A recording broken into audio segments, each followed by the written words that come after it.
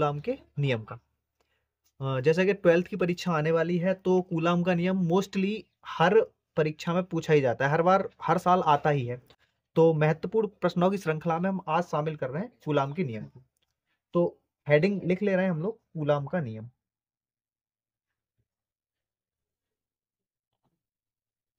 Coulomb का नियम।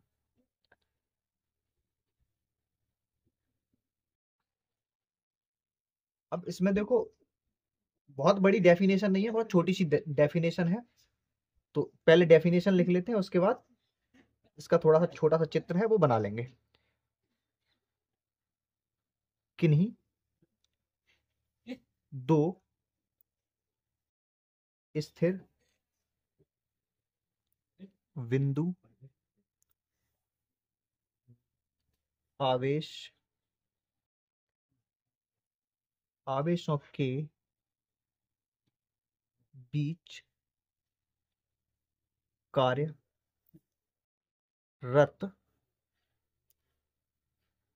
वैद्युत बल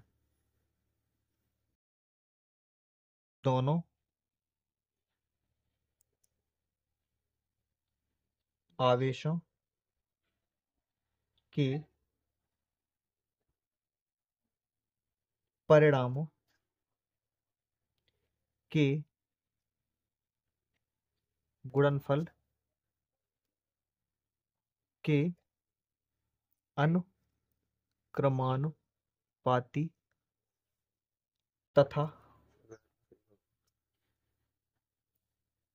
उनके बीच की दूरी के वर्ग के व्युत्क्रमानुपाती होता है। एक बार मैंने लिख तो दिया है, एक बार बता दे रहा हूं ताकि ओरली समझ में आ जाए। किन्हीं दो स्थिर बिंदु आवेशों के बीच कार्यरत वैद्युत बल दोनों आवेशों के परिणामों के गुणनफल के अनुपाती तथा उनकी बीच की दूरी के वर्ग के व्युत्क्रमानुपाती होता है। तो अब हम इसको न्यूमेरिकल फॉर्म में भी थोड़ा सा लिख ले रहे हैं।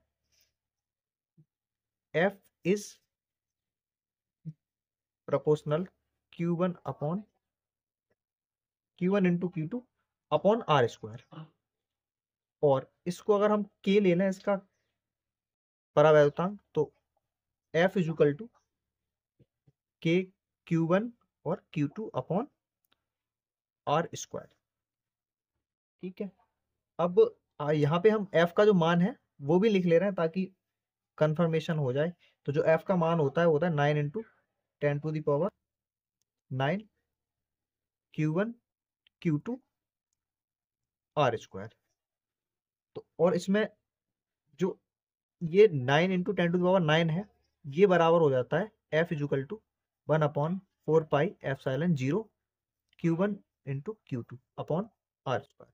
यही हमारा कूलाम का नियम होता है। ठीक है। और इसका जो मात्रक होता है वो भी लिख लो, ताकि क्योंकि पूछा जाता है पेपर में। तो न्यूटन